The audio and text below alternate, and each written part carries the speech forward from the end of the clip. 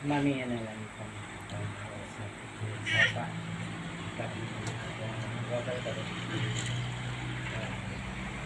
Yung gaklan na susurat.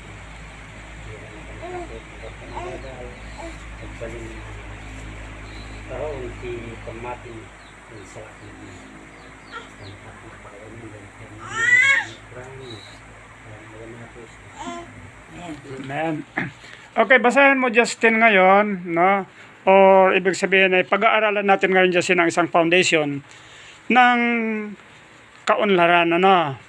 Maraming mga tao na naghahangad ng kaunlaran, no? Karangyaan sa buhay. Na kung minsan nag-invest sila ng mga libo-libo, hundreds, thousands, ganyan, or even millions of pesos, ano? Para makamit lang nila yung minimithi nilang karangyaan o kayamanan kaya sa buhay. Ngunit, alamin natin kung ano ang sinasabi ng Panginoon tungkol sa mga bagay na ito. Mula sa verse 17 up to 21, Justin, chapter 8 ng Proverbs, verse 17 to 21. Kawikaan 8 verse 17 to 21. Inibig ko sila sa akin ay umibig, at ako'y natagpuan ng humahanap sa aking masigasi. Nasa akin ang mga kayamanan at dangal, kayamanan at kasaganaang tumatagal. Ang bunga ko ay mas mabuti kaysa sa ginto, kaysa sa gintong mainam, at maigi kaysa piling-pilak ang aking pakinabang. Lumakad ako sa daan ng katuwiran, sa mga landas ng katarungan, upang aking bigyan ng kayamanan ang sa akin nagmamahal, at upang aking mapuno ang kanilang kabangyaman. Wow, ang ganda nung verse 21, Justin, ano? Now, tatungin kita. Ano daw ang pundasyon ng pagkakamit ng kayamanan or mapuno ang ating mga ingatang yaman? Anong sabi niya, Justin? Ulitin mo yung verse 17. Inibig ko sila sa akin ay umiibig, at ako'y natagpuan ng humahanap sa aking masigasi. Okay. Ang sabi niya, iniibig daw niya yung sa kanya ay umiibig. At yung naghahanap sa kanya ay natatagpuan siya. Ngayon, ang sa umiibig sa kanya at naghahanap sa kanya, ano daw ang ibibigay? Verse 21. Upang aking bigyan ng kayamanan ng aking nagmamahal, at upang aking mapuno ang kanilang kabangyaman. Wow, upang ako aking bigyan, ano? Ulitin mo, yung dahan-dahan lang, and then unawain natin. Sa 21 po pala. 21. Upang aking bigyan ng kayamanan ang aking nagmamahal. Wow, hold it. Upang aking bigyan ng kayamanan ang sa akin nagmamahal. No? Dito sa puntong ito, Justin, paano maibibigay ng Panginoon ang kayamanang iyan? So, iyan ay nasa sa kanyang karunungan, nasa sa kanyang kaalaman, nasa kanyang kaparaanan lamang, ano? Sa pamamagitan lamang ng pag-ibig natin sa kanya at pagmamahal. And then yung huling bahagi niya, ano sabi niya? At upang aking mapuno ang kanilang kabangyaman. Wow! Hindi lamang niya bibigyan tayo, Justin, ano, yung taong may ibig sa kanya at nagmamahal, hindi lang niya bibigyan ng kayamanan, kundi ang sabi niya, pupunuin niya ang kanilang ingatang yaman. Ano ang capital, Justin? 17? Iniibig ko Pag-ibig, no? At paghahanap sa kanya. Ibig sabihin, kapag may pag-ibig tayo sa kanya, Justin, hinahanap natin siya. Ibig sabihin, tayo ay nakikipag-isa sa kanya. Tayo ay lumalakad na kasama niya, na?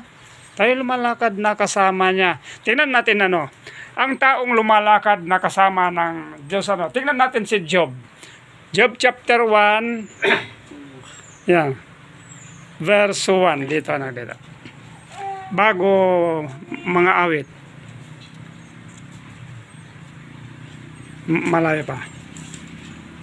Yan, sa likod niyan, Job na.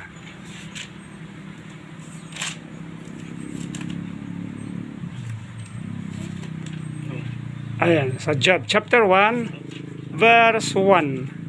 Chapter 1. Verse 1. Ayan. verse 1. Ayan. May isang lalaki sa lupain ng Uz na ang pangalan ay Job. Mhm. Ang lalaking iyon ay walang kapintasan, matuwid, may takot sa Diyos at lumalayo sa kasamaan. Wow, ito si Job, ano? At aywan ko kung nalaman mo na ang buhay ni Job. Ay, hindi pa po. Hindi pa. O, so ito yung pag-aaralan natin sa susunod, ha? Suspense lang muna sa iyo yan kasi hindi mo pa pala nababasan, ano? Sa susunod natin pag-aaral yan ang aalamin natin, ano? So, dito ngayon, hindi mo pala problema ang mag-invest ng malaking kayamanan upang humanap ka ng mas malaking kayamanan, Justin. Hindi. Ang dapat lamang pala sa atin, ano, ay ibigin natin ang ating Panginoon, hanapin natin siya upang tayo ay lumakad na kasama niya, no? At ang kaniyang pangako, bibigyan niya tayo ng kayamanan at pupunuin niya ang ating ingatang yaman. Kaya Justin, dito, kapag nag-decide ka, anak, na lumakad kasama ng ating Panginoong Diyos, nakakatiyak ka na mayroon siyang ibibigay na, alam mo yung kayamanan, Justin, hindi lamang pera.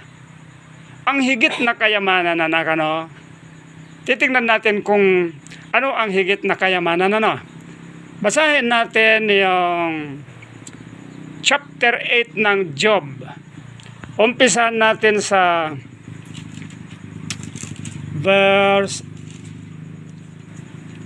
umpisahan mo nga sa verse 12. Verse 22. Okay. Silang napupuot sa iyo ay mabibihisan ng kahihiyan. No. Parang, okay. Hold it. Ano na ito? Job. Nagkamali pala. Chapter 28 pala. No? Chapter 28 ng Job. Chapter 28. Ayan. Tinanan. Umpisahan natin dito sa 12. Titignan natin, ano, may comparison dyan, ano, tungkol sa dalawang bagay. 12. Ngunit saan matatagpuan ang karunungan? At saan ang kinaroroonan ng kaunawaan? Sige, pagpatuloy mo lang hanggang 28. Sige. Hindi nalalaman ng tao ang daan patungo roon at hindi nasusumpungan sa lupain ng mga buhay. Sinabi ng kalaliman, wala sa akin, at sinabi ng dagat, hindi ko kapiling. Hindi ito mabibili ng ginto, hindi matitindig. Ayan, hold it. Ang sabi niya sa verse 12, may binabanggit siya dyan, ano, na karunungan. No? Nandiyan sa verse 14 na yan? 15 na po. Sa 15. Ang karunungan pala, ito na, ang paliwanag niya. Okay, pagpatuloy mo ngayon. Ulitin mo yung 15. Hindi ito mabibili ng ginto, ni matitimbangan man ng pilak bilang halaga nito. Hindi mahalagahan ng mga ginto ng Ophir, ng mahalagang onyx o ng zafiro. Ginto at salamin dito ay hindi maipapantay. Wow. Ni maipapagpalit man sa mga hiyas na gintong dalisay. Hindi babanggitin ang tungkol sa koral o sa kristal. Higit kasi sa mga perlas ang halaga ng karunungan. Ang topasyo ng Ethiopia doon ay hindi maipapantay ni mahalagahan man sa ganitong lantay. Saan nanggagaling kung gayon ang karunungan? Okay, hold that. Now, ngayon, ang sabi niya, ang karunungan, no, hindi mo mabibili, hindi mo mapapalitan, hindi mo maipapantay sa anumang kayamanan dito sa baba ng lupa. No? Ngayon, ang ating Panginoong Diyos, papagpiliin kanya ngayon, Justin. No, sa oras na ito nakita mo, no? Alin ang mas mahalaga sa iyong kayamanan? Karunungan o pilak, ginto? No? Ano ang, halimbawa, bibigyan ka ng Panginoon, papagpiliin ka. Ano ang gusto mo, Justin? Kayamanang karunungan o kayamanang mga pilak at ginto? Kayamanang karunungan. Yan ang hiningi ni Solomon. Na? Dahil ang karunungan, Justin, kita natin, ano? Titignan natin ang pagpili noon ni Solomon, ano? Punta tayo sa 1 King chapter 3 verse 5, verse 9. Na? 1 First King, umpisahan natin sa 5. And then, hanggang, ano na yan? First King. Chapter 3. Tingnan natin, Justin, yung chapter 3. Umpisahan mo sa 3 at 5. Chapter 3, verses 3 to 5.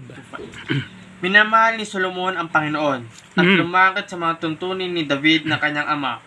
Kaya lang, siya'y nag-alay at nasunog ng insenso sa mataas na dako. Verse 5, i-turns mo sa verse 5. Sa Gibeon ay nagpakita ang Panginoon kay Solomon sa panaginip. Sa gabi at sinabi ng Diyos, singin mo kung ano ang ibibigay ko sa iyo. Okay, sabi ng Panginoon, napakita siya kay Solomon sa pamagitan ng panaginip. Sabi niya, hingin mo kung ano ibibigay ko sa iyo. Verse 9, tignan natin ang hiningin ni Solomon. Na sundan, brother, elder? Verse 9 tayo. Verse 9 dyan, Justin. Bigyan mo ang iyong lingkod ng isang mapag-unawang isipan upang pamahalaan ang iyong bayan, upang aking makilala ang mabuti at ang masama, sapagkat sino ang makakapamahala dito sa iyong malaking bayan. Wow, sa Ilocano nga, brother, verse 9. Ikamarot ti adipin mo ti maysa panakaawat. Wow. Puso nga gukom iti ilim.